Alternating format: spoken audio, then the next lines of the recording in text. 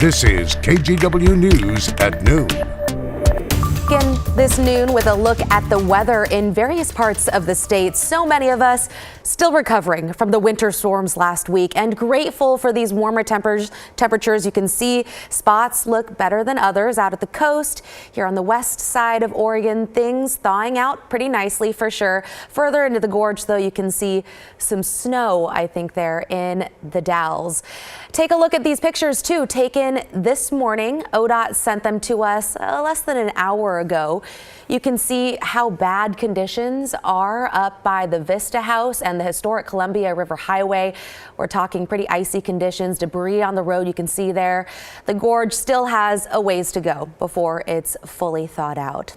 Let's bring in meteorologist Chris McGinnis now. Chris, a lot of people thankful for this thawing, but still a ways to go. Yeah, I mean, the gorge is above freezing, so let's point that out. This is kind of like a first where we have widespread above freezing temperatures through the Columbia River Gorge from the west end all the way out to the Dalles. I apologize for this camera, it's just really murky, but Interstate 84 through the Cascade Locks area traffic looks fine, right? So that's good news. We'll take you out to Oregon's Veterans Home in the Dalles.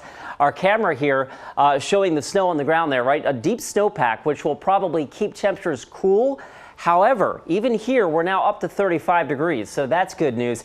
I want to take you out a little farther east. We had some significant trouble on US 97 through portions of Wasco and Sherman counties.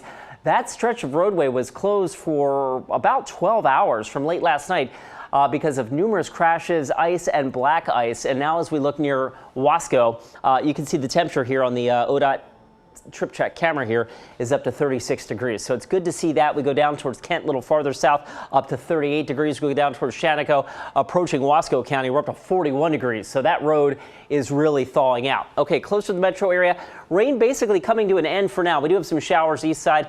Live look over Pioneer Courthouse Square. The snow is gone. It's 44 at the airport where we're still feeling the east breeze, but check this out. You get away from that easterly breeze through the gorge and the temperatures jump up a good 8 degrees. It's 52 in downtown. It's 54 right now in Sherwood, and Salem also checking in with 54 degrees. So we're done with the snow and ice threat on the west side. One storm system rolling on through this morning. There's plenty more rain, though, waiting for us offshore, so we'll be dodging that today. And again on Wednesday, a really good rainmaker, I think, coming our way Wednesday. We'll check that out with our 7-day forecast in just a few minutes. Okay, thank you, Chris. So you just heard Chris talking about the winter weather clearing out of the Portland metro area. That allows, of course, transit, schools, and business to almost get back to normal. We have updates on all those areas. Let's start with schools, though. Most districts resumed classes this morning, including the biggest districts in the metro area. So we're talking about like Beaverton, Hillsborough, Gresham Barlow, and Portland Public, which is the largest in Oregon. But some Portland schools will still be closed for at least another week in some cases because of storm damage. KGW's Thomas Schultz is looking into how schools are recovering from lost class time. We'll have an update on the news at 4. And it's a bit of a different story altogether in the gorge, where many schools there closed again today because of the snow and ice. We've got a full list of school closures and delays at our website, kgw.com. There's also been major progress in getting transit back up and running. All storm-related disruptions on MAX lines have been cleared up. But a heads up, the entire MAX Red Line is completely disrupted from now until March 4th for construction. There will be shuttles between Gateway Transit Center and PDX. Shuttles are also running in place of Blue and Green Line trains through Northeast. All streetcar service is back online. And when it comes to Amtrak service between Portland and Seattle is still suspended because of a landslide near Kelso. Passengers on a train from Seattle to Portland say they were stuck for hours on Friday. We got stuck in Kelso for 5 hours because the crew had been working so long that they needed to turn over to new staff. That was Grace Henneford, one of the passengers stuck on the train Friday. She says miscommunication also led to a lot of confusion. It was a really odd situation because no one really coordinated with us about hotel options or if there would be cars waiting for us or what was the best method. I just wish they would have maybe shown they cared more about their passengers and what happened to us. Amtrak says service between Portland and Seattle will resume by 10:45 tomorrow morning. And during the storm, many restaurants and bars were forced to shut down temporarily. Now they want Oregon leaders to help them recover. As Sydney Dorner found, one of the things they're asking for, city and state leaders to acknowledge extreme weather is not rare. Some of their asks include working with utility companies to reduce power outages and creating a relief fund for restaurants with less than 100 employees. Right now, they estimate about 60% of Western Oregon restaurants are in danger of failing. Ice from the winter storm is melting across the Portland area, but restaurants and bars are still stuck in a rut. They say without help from the state and city, their food carts, bars, and restaurants may have to close. We're still coming off a lot of the challenges of the pandemic.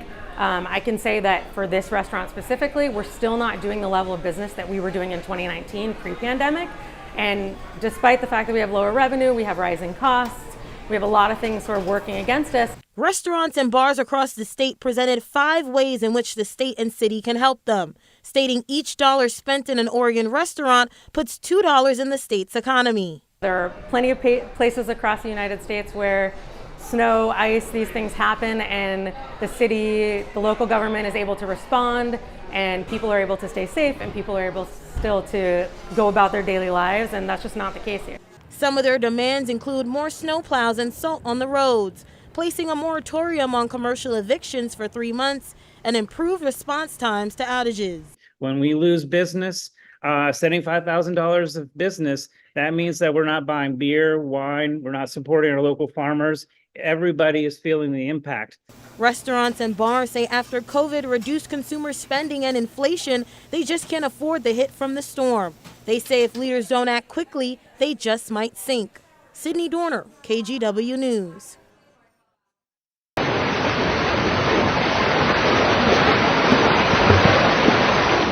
Wow, look at all that water. If you can believe it, that video was taken near the parking lot at Multnomah Falls. Today, the area is closed after the Forest Service closed it Friday because of ice and flooding.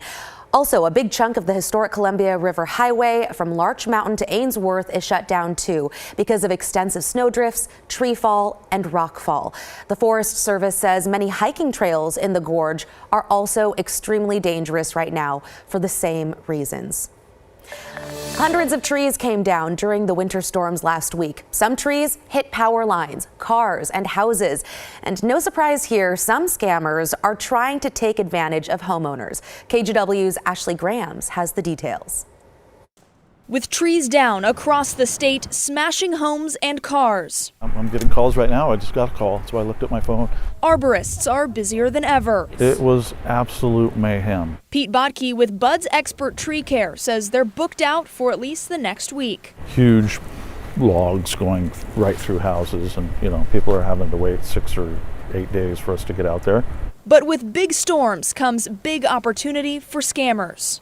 Some of the most obvious ways that this happens would be a knock on the door. Dale Dixon with the Better Business Bureau says shady contractors will try to pressure you to act quickly and could steer you away from working with your insurance. We can offer you a cut rate deal or a really low price on this, but we just need you to pay right now, and then we promise we'll come back later.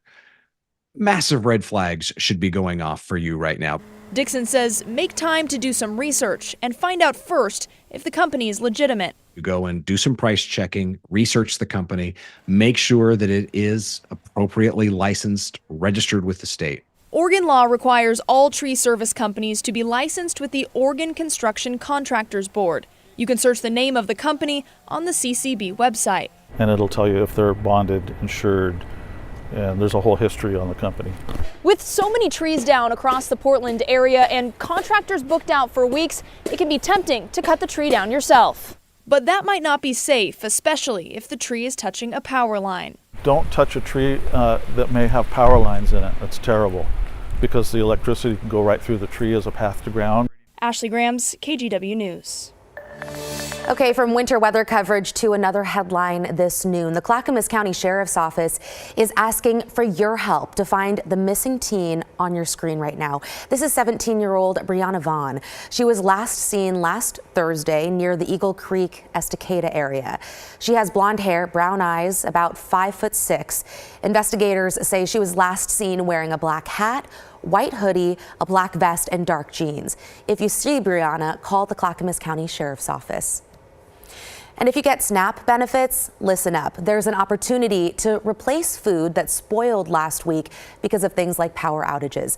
You'll need to act fast, though, because the window to request those benefits is just 10 days from the date the food went bad. To get reimbursed, contact the Oregon Department of Human Services. Grab a pen, maybe grab your phone to take note. You can call them at the number on your screen right now. That's 800-699-9075, or you can send an email to the address that you see there. You'll have to list the food that's spoiled and the estimated cost of each. Reimbursements will be added to people's EBT cards. It could take a while to get reimbursed, though, so if you need food now, call 211 or go to the Food Finder tool on the Oregon Food Bank's website.